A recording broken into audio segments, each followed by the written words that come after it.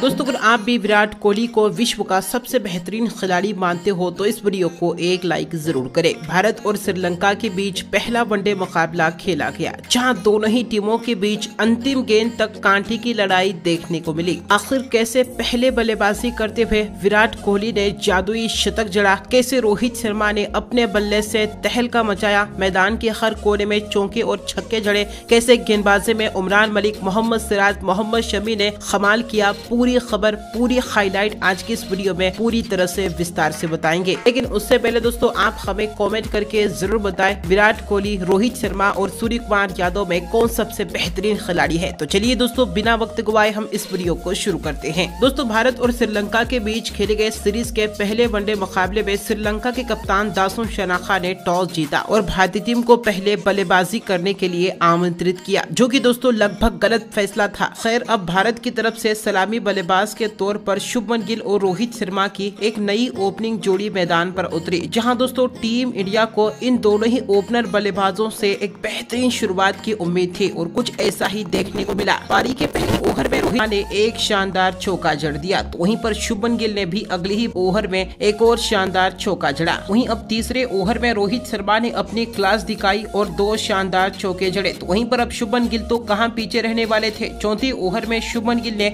एक के बाद एक चौकों की हैट्रिक लगा दी और 3 शानदार चौके जड़ दिए। यह दोनों खिलाड़ी काफी शानदार लय में नजर आ रहे थे। अब 7वें ओवर में रोहित शर्मा ने और आक्रामक रूप धारण कर लिया। जी हां, इस ओवर में रोहित के बल्ले से तूफान देखने को मिला।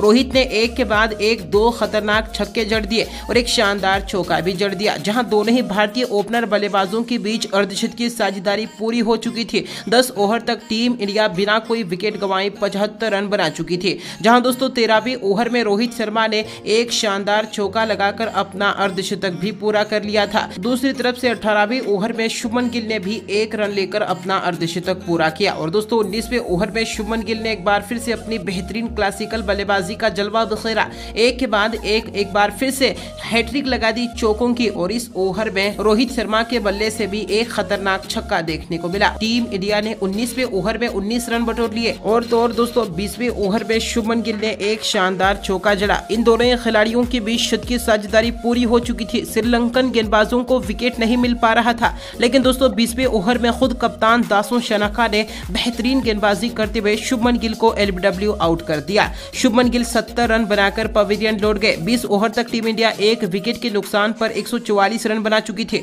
मैदान पर विराट कोहली आ चुके थे। रोहित शर्मा की आक्रामक बल्लेबाजी जारी थी। 23वें ओवर में कोहली और रोहित इन दोनों खिलाड़ियों ने एक शानदार चौका बटोरा, लेकिन 24वें ओवर में अब मधुशंका ने बेहतरीन गेंदबाजी करते हुए रोहित शर्मा को क्लीन बोल्ड कर दिया। रोहित शर्मा के रूप में टीम इंडिया को बड़ा झटका लगा। रोहित 83 रन बनाकर पवेलियन लौट गए। लेकिन दोस्तों अब मैदान पर विराट कोहली काफी सेट हो चुके थे। दूसरी तरफ से नए बल्लेबाज श्रेयस अय्यर ने भी 26वें ओवर में 2 शानदार चौके जड़ दिए। श्रेयस अय्यर ने पहले से ही मन बना लिया था कि वह आते ही चौके और छक्के जड़ेंगे। 28वें ओवर में श्रेयस अय्यर के बल्ले से एक और आकाशीय छक्का देखने को मिला, लेकिन दोस्तों श्रेयस अय्यर जल्दबाजी से रन बनाने के चक्कर में 30वें ओवर में धनंजय की गेंद पर कैच आउट हो गए। जी हां, और श्रेयस अय्यर 24 गेंदों में 28 रन बनाकर पवेलियन लौट गए। लेकिन कोहली सिंगल और डबल्स में रन बटोरते रहे और दोस्तों चौके भी जड़ते रहे। कोहली के साथ देने के लिए अब केएल राहुल आ चुके थे, जहां 35वें ओवर में राहुल ने भी एक शानदार चौका जड़ दिया और 36वें ओवर में विराट कोहली के बल्ले से एक आकाशीय छक्का देखने को मिला और इसी ओवर में राहुल ने भी एक शानदार छक्का लगाकर कुल 15 रन बटोर लिए। और तो और दोस्तों 37वें ओवर में राहुल ने एक शानदार चौका जड़ा और इसी ओवर में विराट कोहली के बल्ले से 2 करारे चौके देखने को मिले और इसी के साथ विराट कोहली ने अपना अर्धशतक भी पूरा कर लिया था। जी हां, विराट कोहली काफी घातक बल्लेबाजी कर रहे थे अर्धशतक के बाद तो। और दूसरी तरफ से राहुल ने भी अपना स्ट्राइक रोटेट किया था। राहुल तो T20 जैसी बल्लेबाजी कर रहे थे। 41वें ओवर में राहुल ने एक शानदार चौका जड़ा, लेकिन इसी ओवर में रजिता की गेंद पर केएल राहुल भी क्लीन बोल्ड हो गए। जी हां, और राहुल 29 गेंदों में 39 रनों की तूफानी T20 जैसी पारी खेलकर पवेलियन लौट गए। लेकिन दोस्तों अर्धशतक जड़ने के बाद विराट कोहली ने काफी तेजी से रन बनाना शुरू कर दिया। नए बल्लेबाज हार्दिक पांड्या ने भी छक्का लगाकर अपना खाता खोल लिया था। दूसरी तरफ से कोहली ने 44वें ओवर में एक बार फिर से 2 करारे चौके जड़ दिए, लेकिन 45वें ओवर में एक बार फिर से रजिता की गेंद पर हार्दिक पांड्या कैच आउट हो गए। हसरंगा ने बेहतरीन कैच पकड़ा और दोस्तों हार्दिक पांड्या इस मैच में मात्र 14 रन बनाकर पवेलियन लौट गए। लेकिन कोहली अब अपने शतक के करीब पहुंच चुके थे। 47वें ओवर में कोहली ने एक शानदार चौका जड़ा और 99 रन के स्कोर पर पहुंच गए और दोस्तों दूसरी ही गेंद पर कोहली ने 1 रन लेकर अपने करियर का शतक पूरा कर लिया। वह उनके करियर का 45वां शतक था। अब 48वें ओवर में कोहली ने एक और शानदार चौका जड़ा, लेकिन इसी ओवर में अक्षर पटेल भी आउट हो गए और अक्षर पटेल भी पवेलियन लौट गए। अगली ही ओवर में विराट कोहली भी आउट हो गए। जी हां, रजिता ने बेहतरीन गेंदबाजी करते हुए विराट कोहली को अपने जाल में फंसा दिया। विराट कोहली 87 गेंदों में 113 रनों की विस्फोटक पारी खेलकर पवेलियन लौट गए। विराट कोहली ने भी T20 जैसी ही पारी खेली और इस तरह से टीम इंडिया ने 50 ओवर के पारी में 7 विकेट के नुकसान पर 373 रन बनाए। जहां दोस्तों भारतीय टीम ने श्रीलंका के सामने जीत के लिए 374 रनों का बड़ा लक्ष्य रखा था और शायद इस लक्ष्य को देखकर ही श्रीलंकन सलामी बल्लेबाजों ने हार ठान ली थी। जहां दोस्तों पहली ही ओवर में सलामी बल्लेबाज निशंका ने शानदार चौका जड़ा। अगली ही ओवर में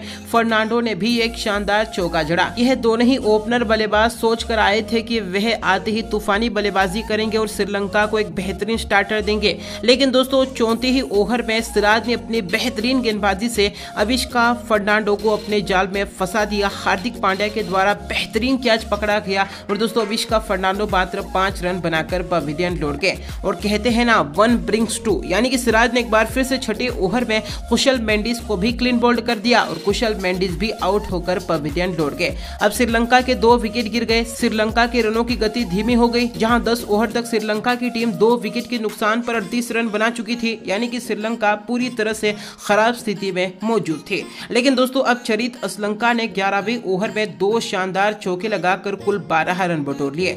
चरित असलंका कुछ अलग ही अंदाज में नजर आ रहे थे। लेकिन दोस्तों अब क्या चलने वाला था उमरान मलिक के सामने। जी हां, 14वें ओवर में उमरान मलिक ने शानदार गेंदबाजी करते हुए चरित असलंका के रूप में बड़ा विकेट हासिल किया। चरित असलंका 23 रन बनाकर पवेलियन लौट गए। अब उमरान मलिक काफी घातक गेंदबाजी कर रहे थे, लेकिन इसके बावजूद भी अब 16वें ओवर में नए बल्लेबाज धनंजय ने आते ही 2 शानदार चौके जड़ दिए और तो और 19वें ओवर में निशंका और धनंजय के बल्ले से 2 करारे चौके देखने को मिले और 20वें ओवर में तो धनंजय ने हद ही कर दी। जी हां, इस ओवर में अक्षर पटेल को धनंजय ने 3 शानदार चौके जड़ दिए और इस ओवर में कुल 12 रन बटोर लिए। धनंजय तो सिर्फ चौकों में डील करते हुए नजर आ रहे थे। 20 ओवर तक श्रीलंका की टीम 3 विकेट के नुकसान पर 98 रन बना चुकी थी। 21वें ओवर में निशंका ने एक के बाद एक 2 करारे चौके लगाकर अपना अर्धशतक पूरा कर लिया। जी हां, निशंका अर्धशतक लगाने के बाद बेहतरीन बल्लेबाजी करते हुए नजर आ रहे थे। 24वें ओवर में एक बार फिर से धनंजय ने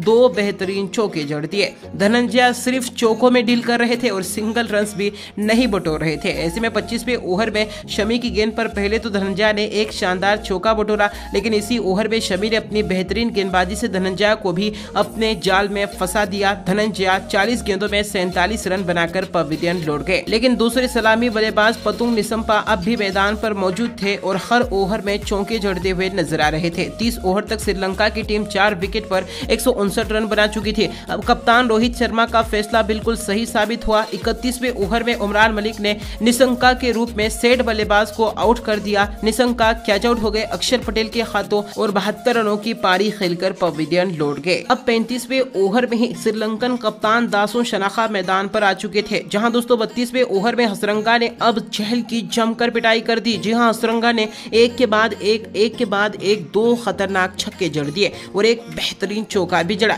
लेकिन इसी ओवर में चहल ने बदला लेते हुए हसरंगा को भी कैच आउट करवा दिया। हसरंगा मात्र 16 रन बनाकर पवेलियन लौटे और अगली ही ओवर में उमरान मलिक को अपनी तीसरी सफलता मिली। जहां 33वें ओवर में उमरान मलिक ने वेलेलेज को भी आउट कर दिया, बिना खाता खोरी ही पवेलियन भेज दिया। लेकिन इसी ओवर में करुणारत्ने के बल्ले से 2 करारे चौके देखने को मिले। अब करुणारत्ने और दासो शनाका के बीच अच्छी साझेदारी देखने को मिल रही थी। इन दोनों खिलाड़ियों ने श्रीलंका के विकेट गिरने से तो बचाए, इसके अलावा रन भी बनाते रहे। जहां अब 38वें ओवर में हार्दिक पांड्या ने इन दोनों ही खिलाड़ियों की जोड़ी को ब्रेक किया। जहां हार्दिक पांड्या ने करुणारत्ने को कैच आउट करवा करवा दिया। लेकिन दोस्तों अगली ही ओवर में शनाका के बल्ले से एक और आकाशीय छक्का देखने को मिला। 40 ओवर तक श्रीलंकन टीम 8 विकेट के नुकसान पर 220 रन बना चुकी थी। अब भी लक्ष्य काफी दूर था, लेकिन मैदान पर शनाका के होने का डर था। 41वें ओवर में शनाका ने एक करारा चौका लगाकर बता दिया था कि उन्होंने अपना गियर चेंज किया है। ऐसे में 42वें ओवर में शनाका ने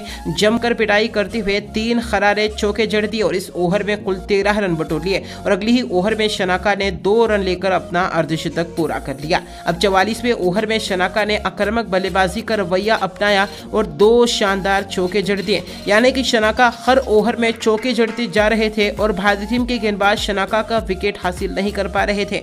जहां 48वें ओवर में शनाका ने एक बार फिर से 2 करारे चौके लगाकर ओवर में 9 रन बटोर लिए। कुल मिलाकर देखा जाए तो 49वें ओवर में शनाका ने एक खतरनाक छक्का जड़ा। इसी के साथ शनाका अपने 95 रन के स्कोर पर पहुंच चुके थे। 49 ओवर तक श्रीलंकाई टीम 8 विकेट पर 288 रन बना चुकी थी। श्रीलंका मैच तो नहीं जीत पाती थी, लेकिन दोस्तों शनाका अपने शतक के करीब पहुंच चुके थे। ऐसे में दोस्तों अब 50वें ओवर के पहले 3 गेंदों पर मोहम्मद शमी ने सिर्फ 3 रन खर्च किए, लेकिन चौथी गेंद पर रोहित शर्मा ने ओवर थ्रो किया, जिसकी वजह से 5 रन खर्च किए। अब शनाका 98 रन के स्कोर पर पहुंच चुके थे। ऐसे में मोहम्मद शमी ने उन्हें नॉन स्ट्राइकर एंड पर रन आउट किया, लेकिन रोहित ने वह फैसला वापस लिया। रोहित शर्मा ने एक बार फिर से जीवनदान दिया शनाका को खेलने का। इसमें 5वीं गेंद पर शनाका ने एक करारा चौका लगाकर अपना शतक पूरा कर लिया, अपने शतक को अंजाम दिया और अगली ही गेंद पर एक खतरनाक छक्का जड़ा। लेकिन दोस्तों शनाका के इतने प्रयास के बावजूद भी श्रीलंकाई टीम 306 रन ही बना पाई और भारतीय टीम ने इस मैच को 67 रन से जीत लिया। दोस्तों इसमें टीम इंडिया की जीत पर आपकी महत्वपूर्ण राय क्या है, उसका जवाब आप हमें कमेंट करके जरूर दें।